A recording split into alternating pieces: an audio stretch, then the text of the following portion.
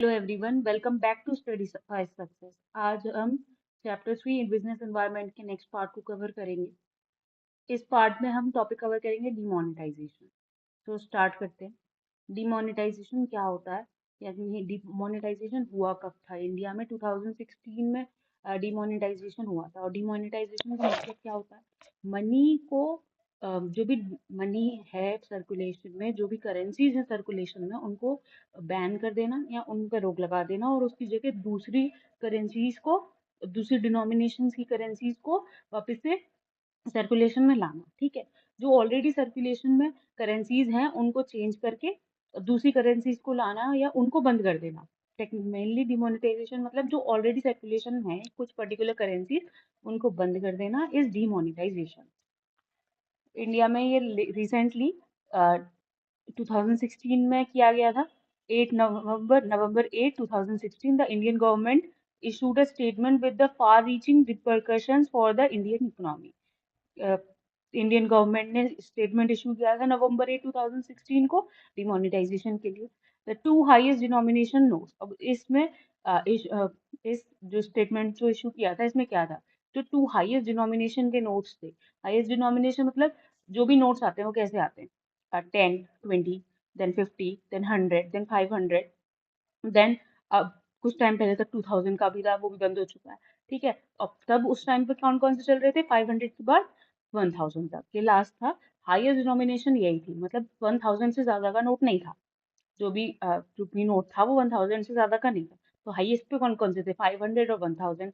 इन highest denomination notes को demonetize कर दिया गया, but demonetize with immediate effect. Immediate effect से मतलब 8 नवंबर को अनाउंसमेंट हुई है, from 9 November they were demonetized, meaning they were no longer legal money. अब वो लीगल मनी नहीं रह गए, अब वो कहीं एक्सेप्ट नहीं किए जाएंगे।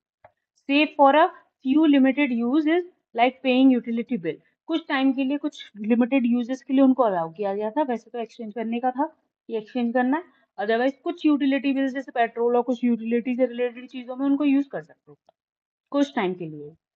As a result 86% of the money in circulation, जितना मनी सर्कुलेशन में था उस टाइम पे, जितने नोट सर्कुलेशन में थे, उसके 86% जो थे वो इनवैलिड हो चुके थे, जिनको एक्सचेंज करना था। The Indian people were force to deposit their invalid money in banks. अब जो ये इनवैलिड मनी था 500 और 1000 के फॉर्म में, लोगों के पास जो करेंसी थी उनको बैंक में डिपॉजिट करना था, which came with limits on cash withdraw. और उसके बाद लिमिट भी लगाई गई थी कि इतना ही आप कैश विड्रॉ कर सकते हैं। In other words, the convertibility of domestic money and bank savings were restricted. अब दूसरे शब्दों में कह सकते हैं, जो डोमेस्टिक मनी की कन्वर्टिबिलिटी थी और बैंक सेविंग्स थी, उनको एक रेस्ट्रिक्शन लगा दी गई थी। इससे ज्यादा आप जमा नहीं कर सकते, इससे ज्यादा आप निकाल नहीं सकते। तो कुछ रेस्ट्रिक्शंस भी थी वहां पे उस टाइम पे। The primary goal was to combat corruption. इसका मेन गोल यही था कि करप्शन को रोक सके, क्योंकि जो करप्शन होता है वो हाईएस्ट डिनोमिनेशन के जो नोट्स होते हैं ना उन्हीं में होता है। 1000 या 500 के नोट्स से ही होता है। जब 100 की गड्डी, मतलब 100 की 100 नोट्स की गड्डी 10,000 की होगी। अब जो भी करप्शन से रिलेटेड मनी है वो 1000 या 500 के नोट्स में ही किया जाता है जनरली। तो उसको कॉम्बैक्ट करने के लिए था, क्रिमिनल एक्ट्स कॉम्बैक्ट करने के लिए था, और ब्लैक मनी को निकालने के लिए था। ब्लैक मनी जिसपे लोग टैक्स नहीं देते। ठीक है, इस तरह के ब्लैक मनी को भी कॉम्बैक्ट करने के लिए डिमोनेटाइजेशन किया गया। अब फीचर क्या थे डिमोनेटाइजेशन के? Demonetisation is seen as a tax related action. इसको टैक्स रिलेटेड एक्शन की तरह देखा गया। Cash accumulated due to stated income was quickly deposited in banks in exchange for fresh bills.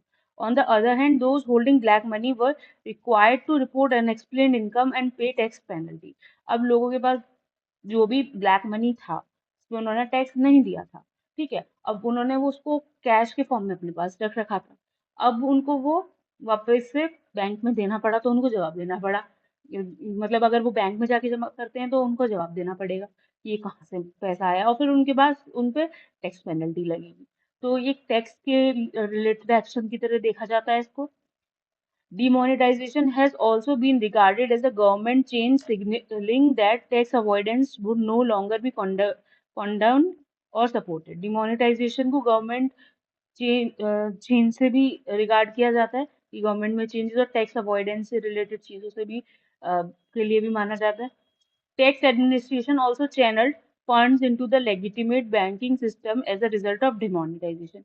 Tax administration भी properly हुआ था demonetisation से, मतलब एक टैक्स एडमिनिस्ट्रेशन के प्रॉपर टैक्स एडमिनिस्ट्रेशन और जो भी टैक्स के रिलेटेड बैंकिंग वगैरह है उससे रिलेटेड भी मतलब टैक्स बैंक्स के थ्रू पे होने लगा, और जो भी फंड्स हैं टैक्स के वो बैंक्स के लेजिटिमेट बैंकिंग के सिस्टम के थ्रू जाने लगे, वो भी डिमोनेटाइजेशन का ही रिजल्ट था। Another aspect of demonetization is the creation of less cash or cash light economy.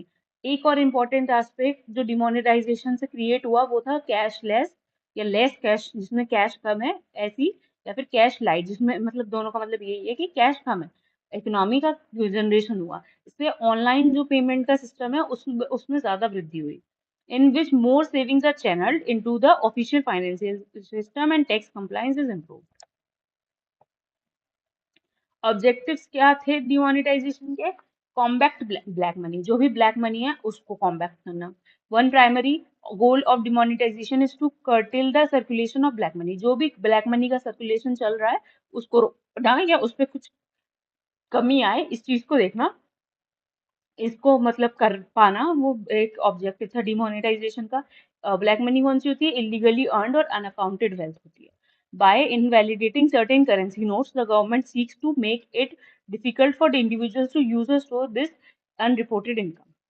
Lower interest rate, another objective is to help reduce the interest rates in the banking system।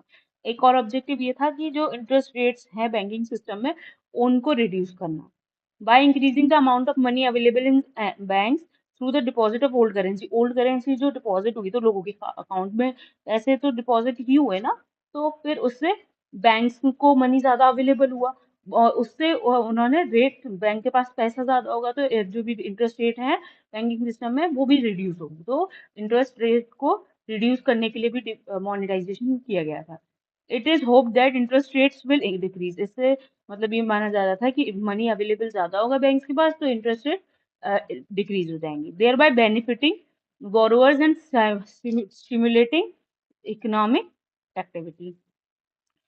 Another objective was cashless, promote a cashless economy.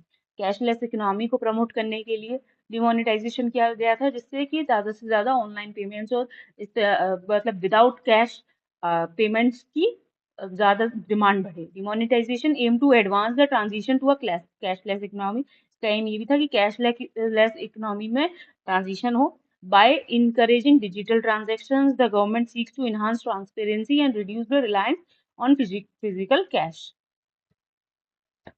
Formalise the informal economy, जो informal economy चल रही है जो bank वगैरह से related नहीं है, कोई इनफॉर्मल सेक्टर होता है ना, एक फॉर्मल सेक्टर होता है, एक इनफॉर्मल सेक्टर होता है, तो इनफॉर्मल सेक्टर को फॉर्मलाइज करने के भी इसका एक ऑब्जेक्टिव था। This move also targets the informal sector of the economy, encouraging its integration into the formal financial system by bringing more transactions under regulatory oversight। It aims to improve economic data and taxation। Eliminate counterfeit currency, जो counterfeit currency है, counterfeit मतलब नकली, जो नकली note वगैरह सुने होंगे आपने, तो जो नकली करेंसी है काउंटरफीट करेंसी है उसको सर्कुलेशन को भी रिमूव करना। another important objective is to remove counterfeit notes from circulation। demonetization helps to identify the withdraw fake currency। जो भी फेक करेंसी है वो पता चल जाएगी कितनी फेक करेंसी है, thereby protecting the integrity of the monetary system। Reduce anti social activities, जो भी एंटी सोशल एक्टिविटीज वगैरह हो रही थी उनको रिड्यूस करना। Lastly demonetisation seeks to undermine the financial resources of anti social elements by making it harder to use illicitly obtained cash। The government aims to reduce illegal activities and associated finances। अब demonetisation के objectives देख लिए, features देख लिए, demonetisation का impact क्या पड़ा। बाद में जब डिमोनेटाइजेशन कर दिया गया उसके कई साल बाद या इमीडिएट इम्पैक्ट्स भी, क्या पॉजिटिव इम्पैक्ट्स थे और क्या नेगेटिव इम्पैक्ट्स थे, अब उन्हें देखते हैं। पहला था पहले देखते हैं पॉजिटिव इम्पैक्ट्स क्या थे डिमोनेटाइजेशन के। Reduction of black money, black money में रिडक्शन हुआ। Demonetisation helps to tackle black money by shutting down businesses, बहुत लोगों के बिजनेसेस बंद हो गए, that operate with unaccounted wealth and destroying hidden savings। ऐसे बिजनेस बंद हुए जो अनअकाउंटेड वेल्थ, मतलब जिसके बारे में वो गवर्नमेंट को नहीं बता रहे थे, टैक्स पे वगैरह नहीं कर रहे थे, इस तरह के बिजनेसेस शट डाउन हो गए, और जिनके पास हिडन सेविंग्स थी उस तरह के businesses. This action brings more money into the formal economy, और ज्यादा पैसे फॉर्मल इकोनॉमी में आए, promoting fairness and transparency. Decrease in fake currency, जितनी भी फेक करेंसी, काउंटरफीट करेंसी थी वो कम हो गई। इंक्रीज इन बैंक डिपॉजिट, अब वो एक्सचेंज करने के लिए बैंक में डिपॉजिट करने थे, या बैंक से एक्सचेंज करने थे, तो बैंक के जो डिपॉजिट थे वो भी इंक्रीज हो गए। इम्पैक्ट ऑन रियल एस्टेट पे बहुत ज्यादा इम्पैक्ट पड़ा था। The real estate sector often associated with black money transaction, जितने भी ब्लैक मनी ट्रांजेक्शन होते हैं वो ज्यादातर रियल एस्टेट से एसोसिएट किए जाते हैं। लोग लैंड वगैरह जो लेते हैं और प्लॉट्स वगैरह, इनमें ब्लैक मनी का यूज करते हैं, ठीक है, तो वो ब्लैक मनी से एसोसिएट किए जाते हैं। तो इससे क्या हुआ, sees a reduction in illicit financial flows due to demonetisation. Real estate बहुत डाउन हो गया, डिमांड्स वगैरह कम हो गई, जो भी डिमांड थी उसकी, प्लॉट की, लैंड की, वो बहुत कम हो गई, रियल एस्टेट बहुत ज्यादा डाउन हो गया, प्रॉपर्टी की कीमत भी बहुत कम हो गई, क्योंकि लोगों को के पास अब ब्लैक मनी बचा नहीं। This promotes a more transparent and regulated property market, इससे जो प्रॉपर्टी मार्केट है वो ट्रांसपेरेंट और रेगुलेटेड हो गया।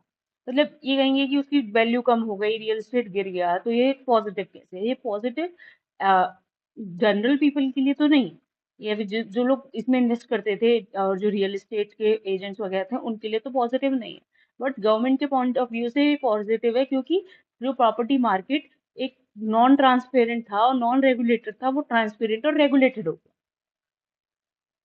बूस्ट टू डिजिटल ट्रांजेक्शन, एक पॉजिटिव इम्पैक्ट ये आया कि आफ्टर डिमोनेटाइजेशन डिजिटल पेमेंट्स ज्यादा बढ़ गई, ऑलमोस्ट सब लोग डिजिटल पेमेंट्स की तरफ इंक्लाइंड हो गए, और आज के टाइम में छोटे से छोटा कोई भी ट्रेडर है, इवन वेजिटेबल वेंडर्स वगैरह भी ऑनलाइन पेमेंट एक्सेप्ट करते हैं, तो डिजिटल पेमेंट का अडॉप्शन बहुत ज्यादा हो गया।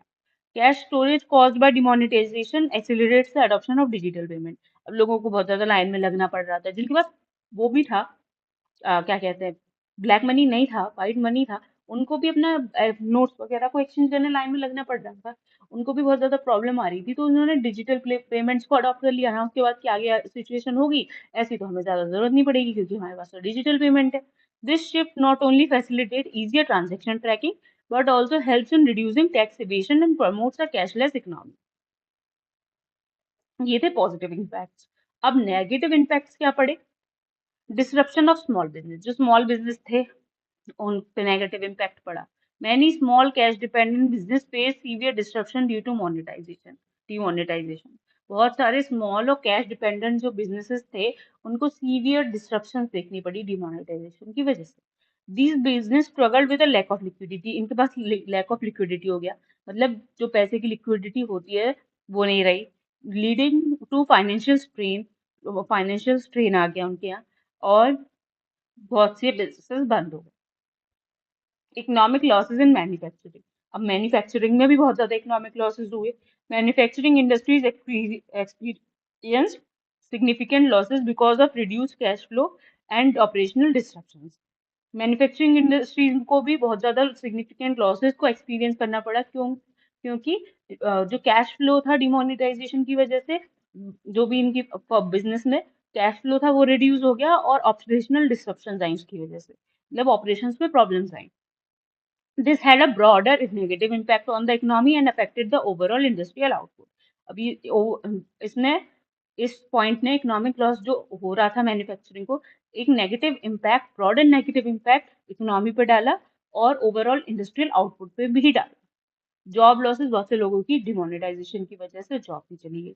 Economic downturn triggered by demonetisation की वजह से इकोनॉमिक डाउनटर्न आया, इकोनॉमी गिरी। Led to factory and shop closure, इससे फैक्ट्री और शॉप्स बंद हो गई, जिससे जॉब भी चली गई लोगों की, बहुत सारे वर्कर्स की, लेबर इंटेंसिव सेक्टर्स की स्पेशली। कैश का शॉर्टेज हो गया।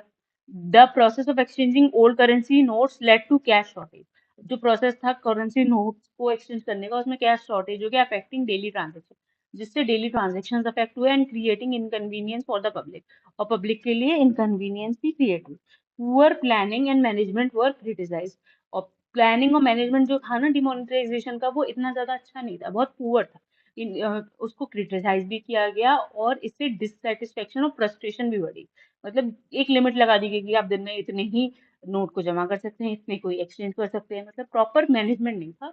और करेंसी जितनी जा रही थी बैंक्स में, एक्सचेंज करने के लिए बैंक के पास उतनी नहीं थी देने के लिए। तो करेंसी भी प्रॉपर सप्लाई नहीं थी, न्यू करेंसीज की भी। तो एक कैश का शॉर्टेज भी इकोनॉमी में हो गया था। Public discontent and legal challenges, public के बीच में डिसकंटेंट हुआ और लीगल चैलेंजेस भी फेस करने पड़े।